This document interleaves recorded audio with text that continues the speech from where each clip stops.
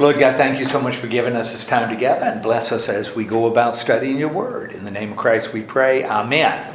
All right, we got Galatians written by the Apostle Paul to, who's receiving the letter? The Galatian churches. Okay, Galatian churches, and the Galatian church is facing a problem. What is motivating Paul to write this letter? They're backsliding. Okay, they're backsliding. In what sense are they backsliding? They're starting to take on beliefs of other people, influential people. Okay, they're taking on the beliefs of people who, influential people that pass through. What beliefs are they taking on that really bothers Paul? What have the Galatians started to believe? You have to be circumcised. Okay, they're starting to talk. They've talked about circumcision, which for Paul is like the tip of an iceberg. There's all kinds of stuff underneath it. What is it that's really bothering Paul? That they're really focused on law, not grace. Okay, they've shifted from law to grace. Now, if you ask the Galatians what they had done, they probably wouldn't have said that. No, I said not from grace to law. From grace to right, from grace to law. If you ask the Galatians, they probably wouldn't say they were doing that. They would say, "Of course, I still believe in grace. I'm just making it even better by adding some law to it. Yeah, I'm not compromising grace at all." But Paul says, in essence, when you add law, you do what? Change it. You change it. You don't. Grace no longer exists when you add law to it. So it's almost like an either or, and that's what he says in the Galatian letter. Now he talks about his own experience in terms of how he received this gospel, which tells us something about what the opposition in the Galatian churches must have been doing. Because what does he relate in terms of his own experience before he even got to the Galatian church? That he received it himself. Okay, that he received it was directly received by him. Okay, what was from whom did he receive it directly?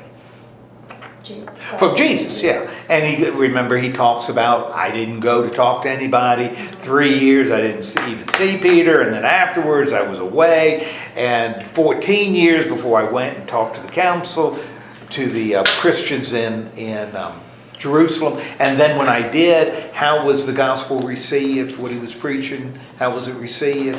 Wonderfully. Wonderful. They loved it. No, didn't, remember he even said they didn't add anything to it. In fact, they said it was so effective that now Paul was going to take the gospel to the Gentiles, and Peter was going to take the gospel to the Jews. There was no discrepancy at all. But what had happened, what little story does he relate about really dealing with how important this message is? About the prophets and Abraham. Well, hold on that for just a minute. Remember he talked about a little controversy he had in Antioch that really revealed how important this gospel was to him. What happened between he and Peter? What happened between he and Peter in Antioch? Pulled apart. They pulled apart, right? And for Paul, he doesn't say, well, it was part me and it was part him. Why did they, in fact, Paul chews Peter out. He confronts Peter. Why does he confront Peter in Antioch? You remember? Which really has to do with the whole point of the letter. What did Peter do that really bothered Paul? Was that when he separated himself from the Gentiles and was eating a meal? Right. When he was there, everything was great. Peter was eating with the Gentiles and was sharing table. All the Jews and the Gentiles were getting along fine. Until a group from Jerusalem came, and it doesn't even say. Paul doesn't say the people from Jerusalem said, Peter, you're wrong. They just show up, and Peter does what? Joins them. Joins them. Separates himself from the Gentiles. And Paul has to confront him because what he sees Peter doing is what? What does that represent for Paul? Blasphemy. Well, that's right. It represents blasphemy. Why? Why is this blasphemous, what Peter has done? By just changing tables. Eating with Gentiles, and then when these Jewish Christians... Change. Shouldn't, actually, he was doing such and such to start with. Okay. Okay? So he might as well finish it. That's right. Yeah. You can't put some people above others. That's the same as adding law to grace. Either we are all saved by grace, Jews and Gentiles, males and females, slaves and free, or we're not. But you can't have it both ways. You can't have a little bit. So what Peter was doing is he was being a hypocrite. And Paul told Peter so. Because for him, this gospel of grace is so important that if an angel from heaven came and brought another message, they should ignore it. They should ignore it. Because if you don't have grace, then the cross itself is meaningless. It has absolutely no meaning. All right. Now, that's his thesis. That's what Paul is working on. Grace above law. And then what he does, and I've told you before, Paul's kind of a plotter. So he tries to prove that he repeats points. So he's going to try to support the idea of grace over law. And he's using 6 arguments, each of them slightly different. Last week we looked at 3 of them. 3 arguments Paul uses. What was the first and probably the most obvious argument he's making to the Galatians to establish that the gospel of grace is right? What's the first argument he uses? What's the first images he uses? Other leaders. Well, remember, the first thing he says to the Galatians is, why have you turned away? What was their situation before Paul came? Right after Paul came, presented them the gospel of grace, and how did the Galatians react? When they first heard the gospel of Jesus Christ, the gospel of grace. Were they excited? Yeah, they were excited. Were they filled with the Spirit? For Paul, what had the Galatians? So they were fired up. They were filled with the Spirit. They were close to God, and then he went back to the Jews. Yes. Why when you're so excited, when you feel so close to God, why would you go back? Why would you leave this? Yeah. Why would you leave this behind? Why would you do it? I mean, if you like a dish cooked a certain way, why would you start adding spices to it? It's not going to be made better. It's going to be made different and worse. It's not going to be as good, and that's what he says to Galatians. So he appeals to their own experience. Okay? Then what does he appeal to?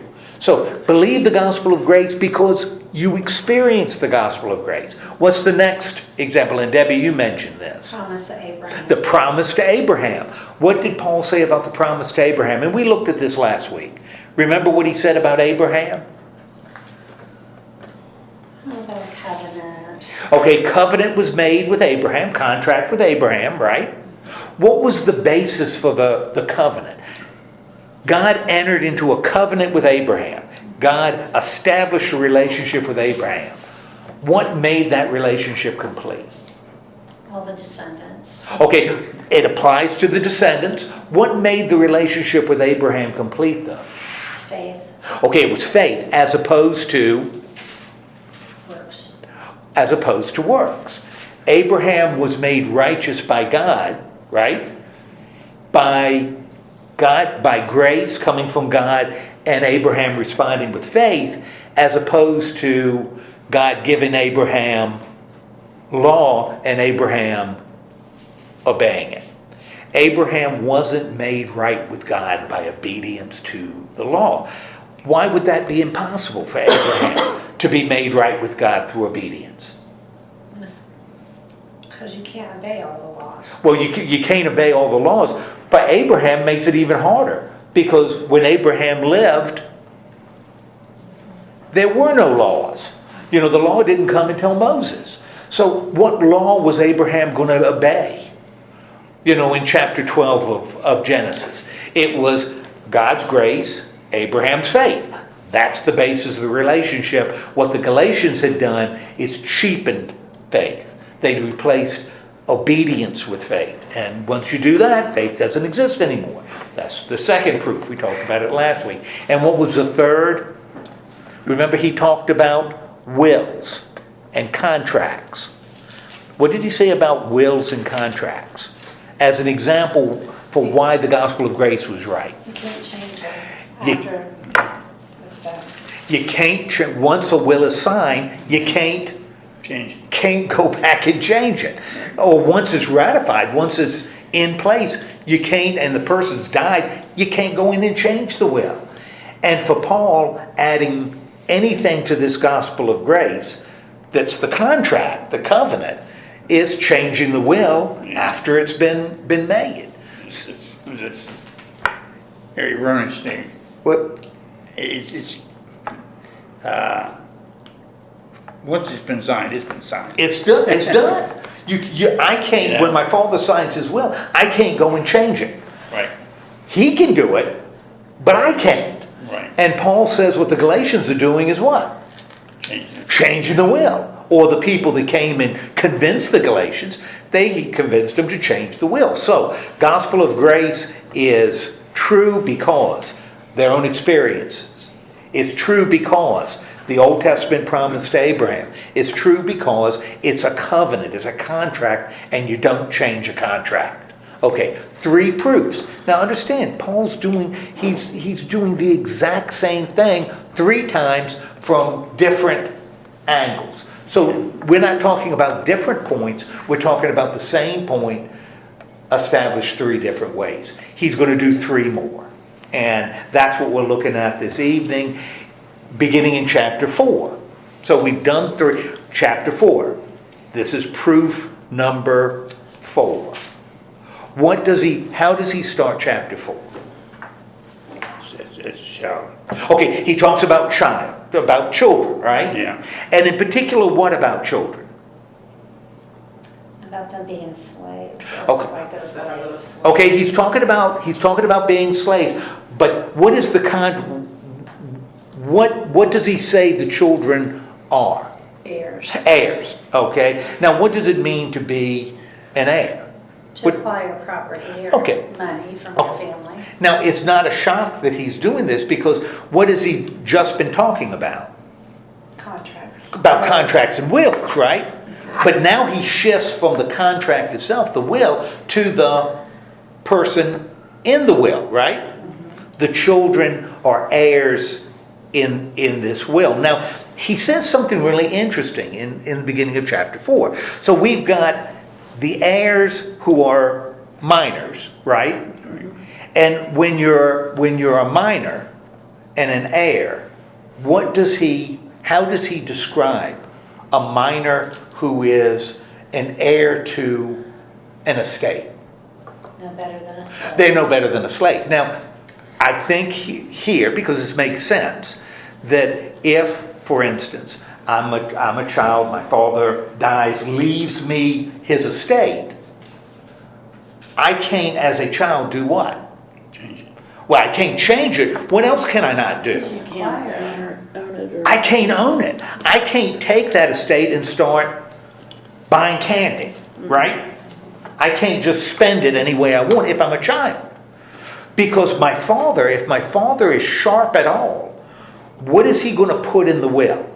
A guardian. He's going to put a guardian, right? In the will, there's going to be a guardian. And what is that guardian going to do? Take care of it until the child's of age. Okay, the guardian's going to take care of the estate, right? The thing my father left. Yeah. He's also going to take care of who? Heir. The heir. Now, if the guardian is going to take care of the heir, and I'm a child, how is he going to take care of me? And dip into some of the proceeds, I guess. Well, he's going to use some of the proceeds to take care of me. Okay? What else is he going to do? If he's a good guardian. I'm a child. Why do you throw if he's a good guardian? Well, because if he's a bad guardian, then he won't care. But Paul's talking about a good guardian. This is a good guardian. What is he going to do? Not only is he going to use some of the proceeds, which he will, to take care of me, what else is he going to do? Make sure that you get it. Make sure that I get it. What else? Prepare them to be the heir. Prepare me to be the heir. Now, I'm a kid. Am I always going to be happy with the guardian giving me direction? No. Heck no. What am I going to want to do? I've got all this money. And say, what am I going to want to do with all this stuff? I am going to want to spend it. And I will, because I'm a child, I certainly am going to spend it in responsible ways, right? Yeah. Like I'm going to buy what? Toys. Toys, right? Which is a good way to spend money, right? Don't put it aside for my education. Yeah. Don't put it aside for food. In fact, I don't need food. I can eat what? All the candy I want. Okay? So a guardian is going to say to me, what? A good guardian, as opposed to a bad guardian who say, go ahead, I don't care. But a good guardian is going to say, when I say I want to buy candy and toys, and this guy is offering to sell me the state of Pennsylvania, and all he wants is, $100, so I'm going to give it to him. What is a good guardian going to do? No, I don't think so. If you're going to say no, I don't think so. A good guardian is going to say, no. Good guardian's going to say no, right? All right, now, how does this relate? Now, is that permanent? Is a guardian going to do that indefinitely? No. No. When will that change? He's 21 or something. When I become 21, when I become of age, Yeah. right? And that'll be in the will too. That when I become of age, I now have the property, and if I want to buy toys and stuff, I'm going to do it. Yeah. Hopefully, if the guardian has done a good job, he's done what? Yeah. Prepared me for that time when I take possession of what I've inherited. Now that sounds great. This is a metaphor. He's using a metaphor. That's wonderful. How does this relate to the gospel of grace? How does this metaphor of a child who inherits property, how does this relate to the gospel of grace? Well, that time from whatever years it was Okay? until age 21, Okay? it will show by gaining some quote-unquote merits, Okay? right? And maybe he'll say, now that when I was a kid, I Okay? wanted to do this stuff, Right? but now I want to change it to do this I'm going to do stuff. something else. Yeah. Right? Now, what were the Galatians before, or what was humanity before Jesus Christ? If this is you're right, Bill, if this is a metaphor, Yeah. what was the human race before Jesus Christ? A mess. Was a mess. It was a mess. Now, using the metaphor, of a child who inherits all this, needs a guardian until he reaches an age, the age set. Yeah. What was the human race using this metaphor? Well, they were running amok and worshiping everything and anything, and now they got one person to look forward Okay, to. they were acting like what? Children. They were acting like children. They were acting like children, buying toys, buying candy. Yeah. The human race, we were enslaved by, he calls them elemental spirits. Now, he doesn't say these are bad, these are wicked. He doesn't say we're bound by sin or wickedness. But elemental spirits, in other words, we are acting like children. We're acting like children act. Not because we're bad, but we're acting childish, right? All right, so Humanity is acting childish. Therefore, what did God, using the metaphor again, what did God give humanity that's acting like a bunch of children? Gave humanity, just like a good father, would give his child a guardian, right? Jesus. Well, not Jesus. What was the guardian that God gave humanity? He gave humanity the law. Gave humanity the law. Why would he give humanity the law? Have some guidelines to go by. To give them guidelines. To do exactly for humanity what a guardian would do for a child. The law keeps people from, Debbie, you were spot on, that human beings were doing what? Running amok. Acting like kids. God gives them the law to keep them focused. Also, the law to prepare them for Adults. for adulthood when they are now free from the guardian. So that this is why God gave the law, right? What does Paul say marked humanity coming of age? When did humanity come of age? God sent his son. When God sent his son. When God sent his son. Born of a woman, born under the law. And what did the son do? Lived, died, and rose again. Okay, he died, he rose again, he came to, in verse 5, he came to do what? Redeem those under the law, which would be the children, right? Would be us. Yeah. Came to redeem us. Under the law. Yeah, why would that be so important? What's going to happen by this redemption? What are we going to become? Free from the law. We're going to be adopted as children, right? We are brought in, and because we are children, right? And Jesus was a child of God. That's why he could call God Abba, Father. Yeah. We now became of... Through Christ. Through Christ, we are not babies anymore, right? We're children of God, but we're not children anymore. Because we are no longer under a guardian. We don't need a guardian anymore, right? Now, was the guardian bad? Was the law bad? No. It did what it was supposed to do, but we don't need it anymore, right? Because Jesus has come. Therefore, the law, we don't need the law anymore to keep us from acting crazy. Because Jesus Christ has come, and we've been adopted as part of his family. We have been freed from the guardianship. Therefore, we've been freed from the law, right? No. Now, Wait a minute. okay.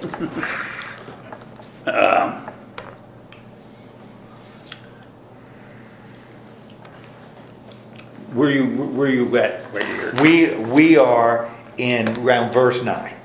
On verse 9. Yeah. 7, 8, 9. Okay.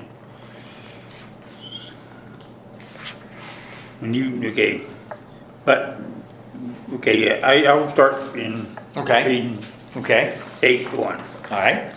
But then, indeed, when you did not know God, and you served those by which are under the natural of not gods, but now you know them. You don't them. But now, after you have known God, or known the Father of God, how is it that you return again to the weak and beggarly ailments to which you were desired to gain in bondage. Yes, that is exactly. Yeah. Now, just to point out something very interesting Paul does in verse 9. Because he says, you have come to know God, or rather, to be known by God. Because who's in control? God. God's in control. It's not us knowing God that's important. It's what? God knowing us.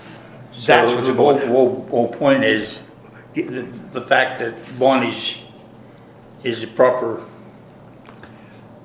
terminology there. Right. What is he saying? What you just read, and what Bill just read in verse 9, what is Paul's point? What's Paul's point in verse 9? That those people were leading them astray. Okay, they're being led astray. Using the metaphor, what are the Galatians doing? Remember, they were under a guardian, right? Until they came of age. And whether the guardian is the law, whether the guardian is elemental spirits, doesn't matter. They were under a guardianship. Jesus Christ came, right? Made them children of God, part of God's family. Boom, they became of age. Therefore, in the metaphor, they are now, Become like children again. yeah, they're free from what kept them straight before. Yes, Now, But, okay, what are the Galatians, let me finish the thought and then I come. What are the Galatians doing that confuses Paul and frustrates him? Using this metaphor. They're becoming Jewish. Well, they are becoming Jewish. Now think about the metaphor. We have a guardian, as children we have a guardian until we become of age. And then we're free from the guardian, right? The Galatians were under law, under elemental spirits. Can't say law because they were Gentiles. So they were under somebody, something to keep them relatively straight.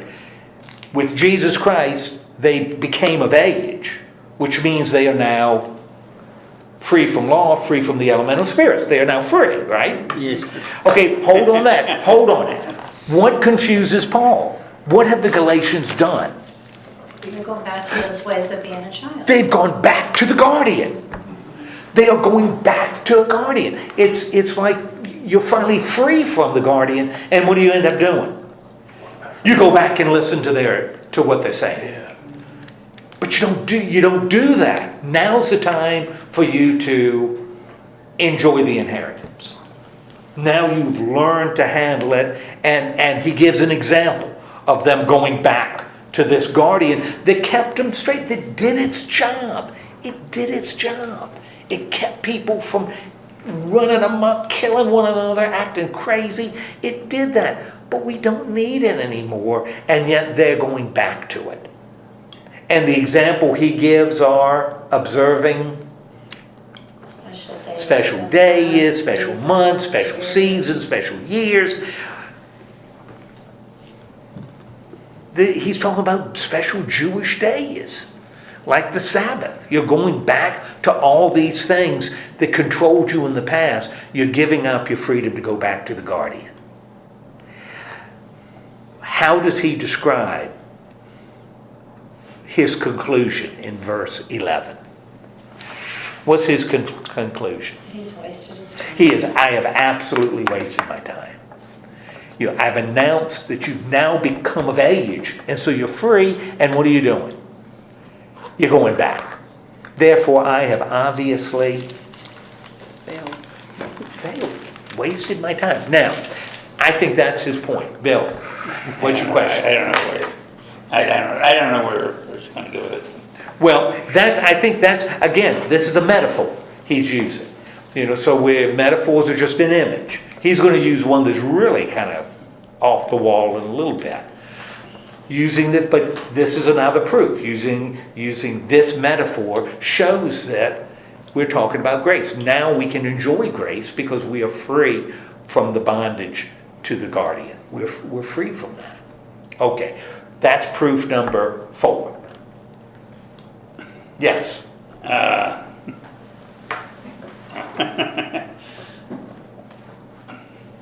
why do you say it proves number 4? Well, because what he's doing, what Paul is doing is he believes in the gospel of grace, right? Yeah. And he wants the Galatians, which he taught them, he wants them to believe it again too, right? Yeah, but he didn't really teach it to him because... Well, he did. No, But- he didn't because... Okay, Paul didn't teach them the gospel of grace. No, he didn't because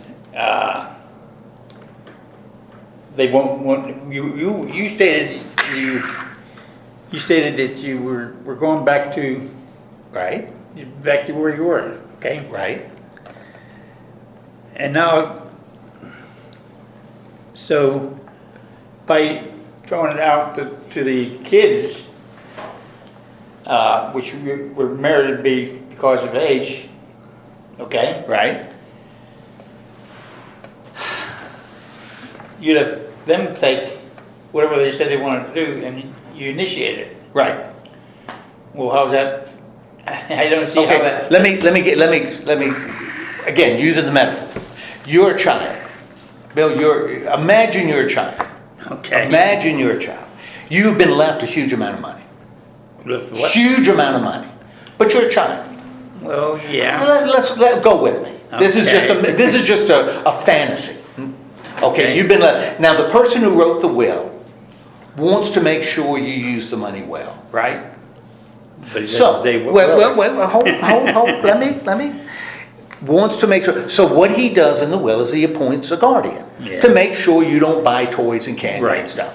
And that you go to school, Yeah. you do your homework, you do what's necessary to Right. grow up, because the goal is to make you a mature person so that you can handle this inheritance that you have. The guardian isn't stealing it from you. The guardian is preparing you, keeping you from hurting yourself and preparing you. Now, you turn 21. You're of age, right? Yeah. So you can get the inheritance. Yeah. Right? If I'm your guardian, do you need to listen to me anymore? No. No, you're free from me. That's what Paul said happened to the Galatians. It's funny we use the number 20, like keep referring to 21, because I feel like in biblical times they would have been, member of AARP at 21. Yeah, would have been a different thing. Yeah. You become of age. Now, what he's saying about what he's saying that the Galatians are doing, that's the way it should work. When you're 21, you now are free and can enjoy your inheritance. Gospel of grace. What the Galatians are doing, he says, is now they're 35. And they're still going back to the guardian. They still won't spend the money. They don't believe they got to follow the laws that the guardian set. They got to do what the guardian tells them. That's silly, right? Yeah. That's what Paul's saying. That they're being silly because they're obeying someone who no longer has authority over them. Isn't supposed to have authority over them. That's what he says is foolish. They are giving away their freedom to become bound to something they don't need to be bound by anymore. And he says, that's why I think it was a waste of time telling you were of age. I wasted my time because you're not living like it. You're living like a baby, and you're not a baby anymore. You're not a child anymore. I'm not going to say. No, that's what he's saying to Yeah, him. That's the image he's saying. Yeah, well, I didn't agree with it. You don't agree? No, I agree with it. Oh, yeah. I think you would, because that's what he's using, that kind of image. So that's, and what he's trying to do is he's trying to convince the Galatians that this gospel of grace makes sense. It makes sense based on their own experience. It makes sense based on the Old Testament. It makes sense based on contract law. It makes sense when you look at heirs, children, and guardians. I'll tell you, it makes sense, beginning in 21, not 21, 12. What does he start talking about in 12?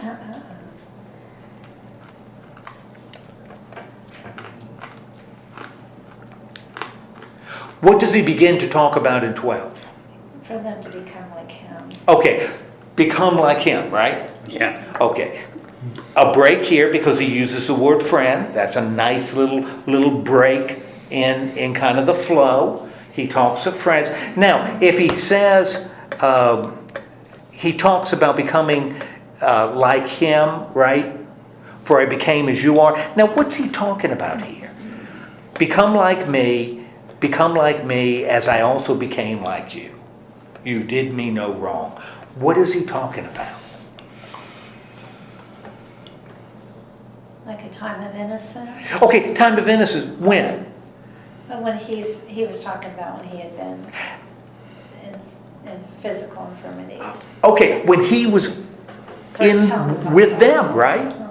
He's talking about the time when he was with the Galatian church, right? Now, what does he say about himself?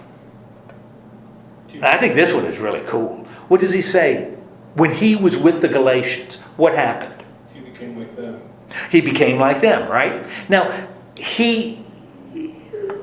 something was wrong with Paul, right? What does he say about his condition?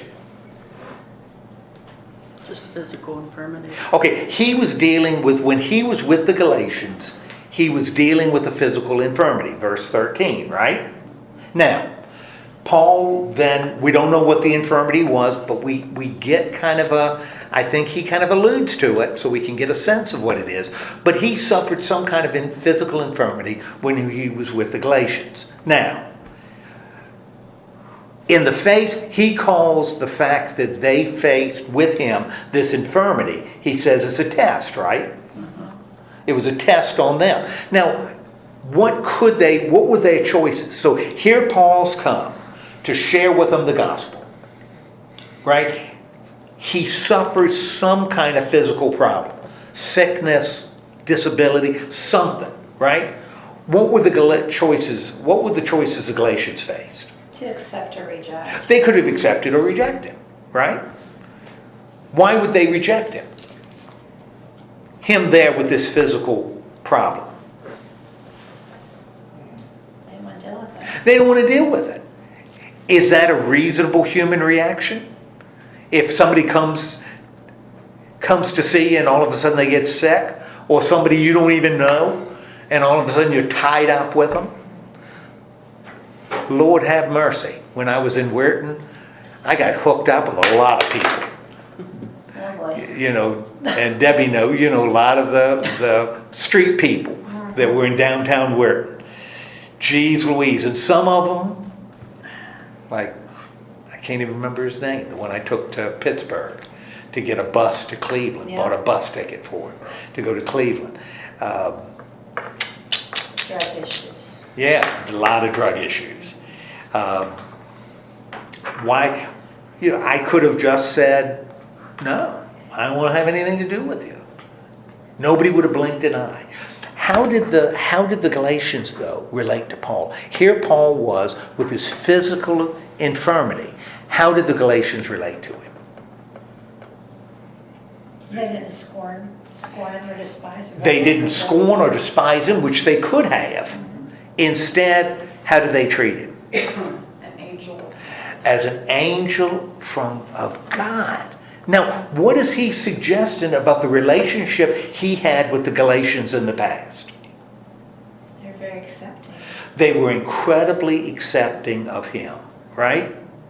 So what question does he feel compelled to ask in verse 15?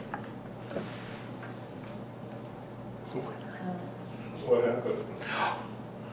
What happened in particular, what happened what? Where's that attitude now? Where did that attitude, that closeness, that warmth, what happened to it?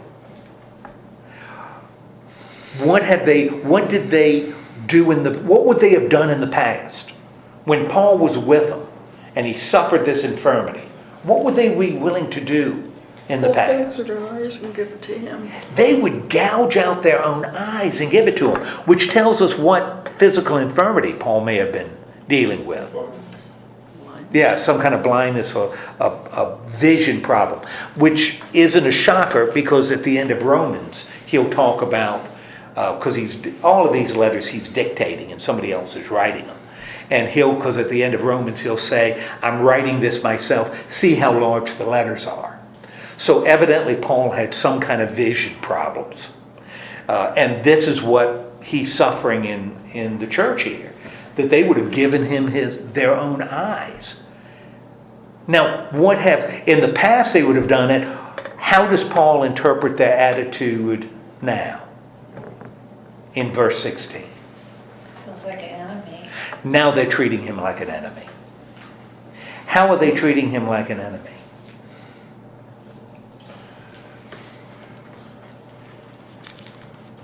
Like a Samaritan on the road. They're treating him, how are they doing it? Now they were willing to give anything for him. Their relationship was so close, their love for him was so great, they would gouge out their own eyes to give to him. And now Paul says they view him as an enemy. How are they viewing him as an enemy? Why would Paul say that about him?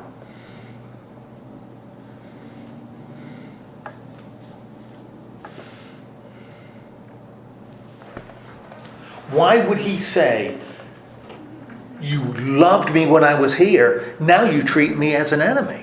Because he's telling them the truth. And what is the truth? We're back to grace again. The gospel of grace. Fascinating. To what is he appealing? Now remember, he's trying to convince the Galatians to claim this gospel of grace. To what is he appealing right here? They had a change of heart. They had a change. He's appealing to their the relationship they had in the past. It's almost like, a person saying, remember how well I treated you? Why are you treating me so badly now? Another reason why appealing to, trying to get the Galatians to accept this gospel. This is a real personal argument. Paul sounds like he feels like they've done him wrong, right? That they've hurt his feelings. That somebody he trusted has now kind of betrayed him. And he's playing on that, which I find really, really interesting, that he would do that. And he would do it because the situation is so important. Paul's going to do whatever he needs to do to bring them back to grace. Now, the last argument he uses, why the Galatians should accept it, is by far the oddest in anything Paul's written. Verse 21. How does he start verse 21? How does he begin this last argument he's making to the Galatians? He says, under the law, you do not hear my law. Okay. What does it appear that they want? What do the Galatians want? By what they're doing now, by rejecting this gospel of grace. It sure appears as though they want to be what? Well, In verse 21. Subject to the They want to be subject to the law. I mean, and that makes sense. They're bringing the law back, right? And it's about circumcision. In verse 21, you who desire to be subject to the law, you want to bring the law back. You want to go back to the guardian. You want to disregard the covenant made with Abraham. You want to hurt my feelings. You want to violate your own experience with grace. You want to do all of that. You're violating the contract by adding something to it. That appears to be what you're doing. Will you listen? The last one, will you finally listen to the law? And then in verse 22, what does he start talking about? Abraham and his two sons. Now he's talking about Abraham and his two sons. And what does he say about the two sons? one was a bondwoman and one was a free woman. Okay, one was a son of a woman in bondage, a slave, and the other was a son of a free woman. Who's he talking about? Who are the two women? Hagar and Sarah. Sarah and Hagar. And who are the two sons? Ishmael. Isaac and Ishmael, right? Isaac with Sarah, Ishmael with Hagar. Now, what Paul is about to do is something we don't do much anymore. Like we do it almost never. Paul's going to give what's called an allegory. Now, have you heard the word before, allegory? Uh-huh. Do you know What is an allegory? Do you know what an allegory is? I still know you sometimes write your sermons using it. Yeah, those are the ones that people don't usually understand. And an allegory is when you tell like a story or offer images, and every single image has a meaning. And the meaning of the images may have nothing, don't seem like they have anything to do with the story. For example, most obvious allegory in the Old Testament, people use it a lot. Song of Solomon. If you've ever read Song of Solomon, it is a love poem by a young man to a woman. That's what it is, Song of Solomon. But that's not how the early church took it. They took it as an allegory, right? So the young man represented God, and the young woman represented the church. And the love felt was God's feeling towards his church. And what happens in the poem is related to different things that happen in the church. Now, if you just looked at the story, the love poem itself, you probably wouldn't come to that conclusion. You'd say, this is a love poem. But what they've done is they've taken all the images and made them related into something else. That's an allegory. In the ancient world, they used allegory all the time. This was a technique they used a lot. Another good example of something that's kind of like an allegory is the book of Revelation. And in Revelation, every single image has a meaning. Every image has a meaning. Every number has a meaning. It just does, because it's apocalyptic.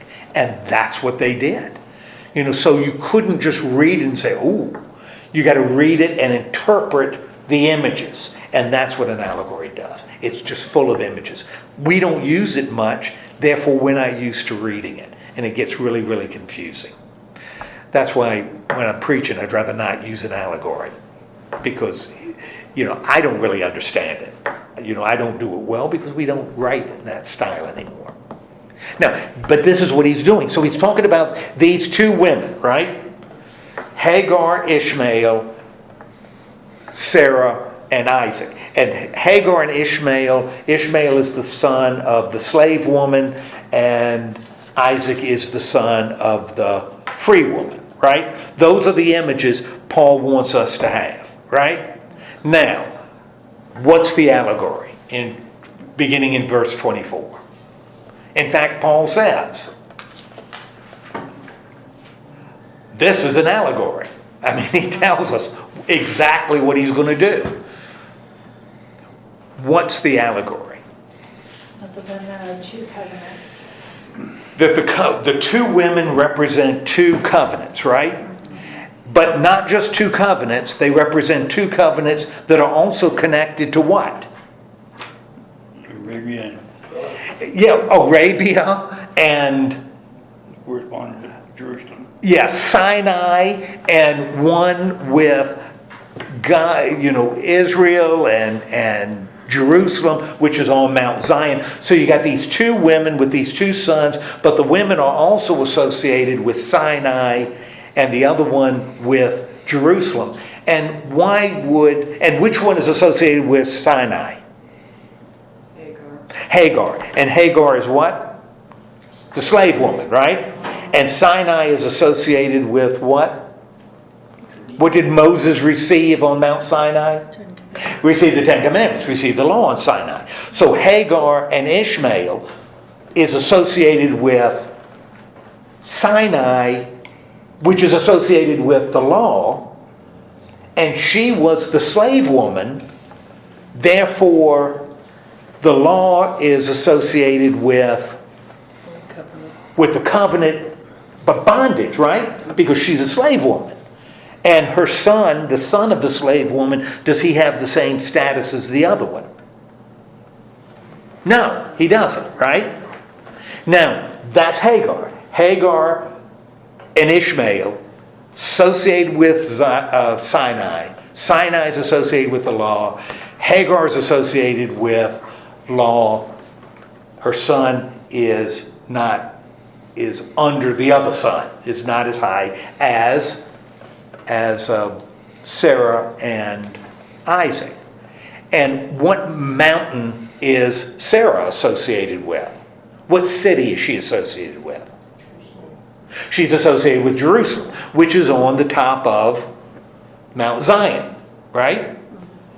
She's associated, and she is free, right? And since she's free, she becomes associated with The new covenant. the new covenant, with us, right? Therefore, we shouldn't act as though we are the descendants of Hagar and Ishmael, who were bound. We should act like descendants of Sarah and Isaac. It's an allegory. That's what he gives. Again, trying to do the same thing to convince the Galatians to claim a gospel of grace. Boom, boom, boom, boom, boom. 4 ways. Approaches the same issue 4 different times. Appeals to their experiences, appeals to the Old Testament, appeals to contract law, appeals to relationship between heirs and guardians, his own experience that they've hurt his feelings, and now this allegory. Now it's time for him to conclude. In verse 2 of chapter 5, what does he say? Good way to start his conclusion. How does he start? Tells us we got a break there. Circumcised again. Yeah, listen. Starts with the word listen, right? That's the first. What's the first word in verse 2? Indeed.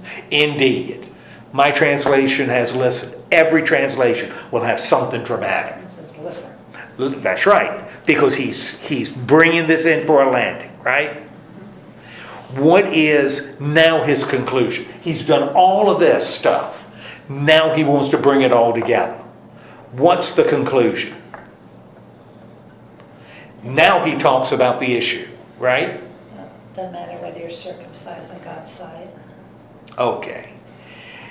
If you let yourself be circumcised. Now, circumcised as a way of relating to God. So if I'm going to be circumcised as a way to have a closer relationship with God, what am I doing? What's going to be the result of that? I'm not using grace. Christ has no benefit at all, right? Because if I become circumcised in order to be closer to God, not only am I saying Christ has no benefit, what else am I bound to do? I'm choosing bondage, right? I'm choosing to go to the guardian. What am I choosing to, what do I have to do? Keep the law, How much of the law? all of it. All of it. All of it. I can't pick and choose. If I'm going to be circumcised, and I'm choosing circumcision to be close to God, I can't pick out circumcision and disregard the rest. What do I have to do? I got to do it all. I can't just pick and choose which laws. If that's the way I'm going to relate to God, I got to do it all. And what's the result? What's the result when I do that? Severed from Christ. I am severed from Christ. Why am I severed from Christ? Why, if I've made the decision that I'm going to add something to grace, I'm going to be circumcised, or we've talked about other things. I mean, circumcision is a health thing for us, not a religious thing. But there are laws that we apply, that we have to have certain experiences, or we have to make certain promises, or we have to use certain words, or we have to do certain actions. All of those things, if I add that to grace, what am I in essence doing? Fallen away from grace. I'm falling away from grace. I'm saying that Jesus, I'm negating Jesus, right? Why?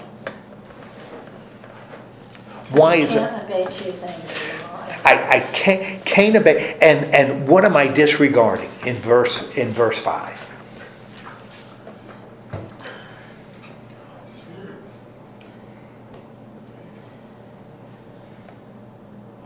What am I completely forgetting when I do that kind of thing? If I add anything to grace, if I start obeying laws, it's not even as though if I obeyed them all, I could somehow be right with God. What am I doing when I'm trying to obey the law as a way to be close to God? Really distancing yourself. I am distancing myself because the Spirit showed me what? Righteousness. That righteousness is through faith. And faith is not law. Faith is what? What is faith for Paul? Trust. Faith is trust. Faith is trusting that God has done what needed to be done. That's what faith is. Now, why do we wait?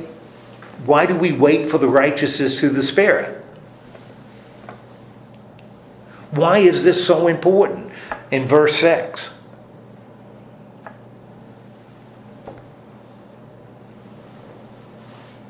Because the only thing that counts is faith working through love, it says. The only thing that counts is faith.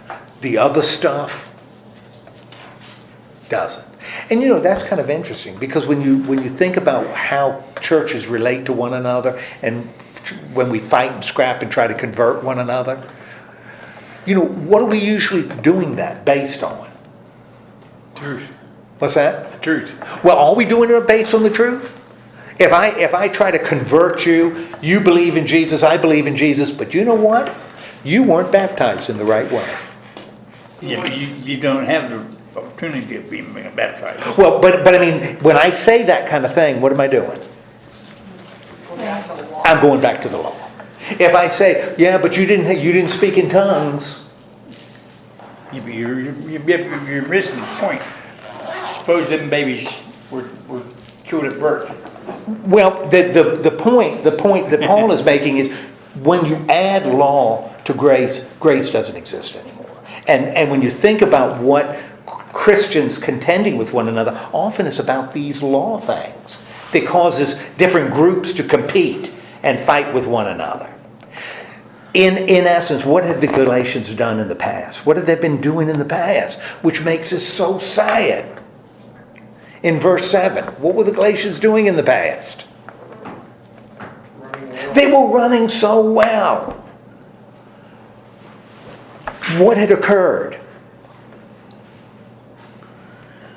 Somebody hindered. Somebody came and hindered you. And it didn't have to be a lot because a little bit of yeast can change the entire batch. What is motivating Paul to do this? Why is Paul going to all this trouble? Trying to set them on the right path. Okay. That he wants them to be on the right path. Those who have opposed him, those who have distracted the Galatians. What does he say about them? They'll pay a penalty. They're going to pay for what they've done. And of what does he remind his audience? What does he remind them? He's still being persecuted. Okay, that he's being, if he's still preaching circumcision, if he were, what would he be doing? Disregarding the cross. If he's preaching circumcision, he's disregarding the cross, and probably the most dramatic line in the entire letter is verse 12. Because he says about those who are sharing this gospel of law focused on circumcision, what does he wish would happen to them? And be castrated. Cut himself off. Yeah, that's exactly right. That they take circumcision to the next level. You know, this is Paul being really base right here because he's angry about what he sees happening to the Galatians. Now, to this point, we've got gospel of grace, right? We've got a gospel of grace. We don't want to add law to it. And as a result of the gospel of grace, we are free, right? All right. Now, what's the problem if we are totally free? We don't have to follow the law. We don't have to follow the law, right? Why is that a problem? What's the problem if I say we are now free? Radical freedom. Lust after the flesh. What's that? Can lust after Now what happens, because we're still humans, right? So if I say I am absolutely free, then the possibility of me running amok is there, right? I may use my freedom in a way that isn't very helpful. And that's how Paul's going to end it. He's established that we are free because of grace. Our relationship with God is based on grace and faith, which gives us freedom from the law, freedom from those obligations. But we don't want to abuse our freedom. And that's what we'll talk about on July 11th. Because we're going to be out of town next week, during the week. And then the next week is 4th of July. So we'll finish Galatians up on July 11th. Okay. Yeah, yeah, that's Is good. that finished? I won't be She's- here. Oh yeah, you're going to be. You shouldn't be singing that, humming that. Canada, that's right. You should be singing "Oh Canada." So, okay, let's have a word of prayer. That'll be interesting. Lord God, thank you so much for guiding us through this. Remind us that your gospel is a gospel of grace, that it's grounded in God's grace to us and our response through trust. It's not grounded in obedience, and it's not grounded in law. We have been set free. So challenge us, encourage us to not go back to the very things from which we've been freed. Help us not to create a religion grounded in law.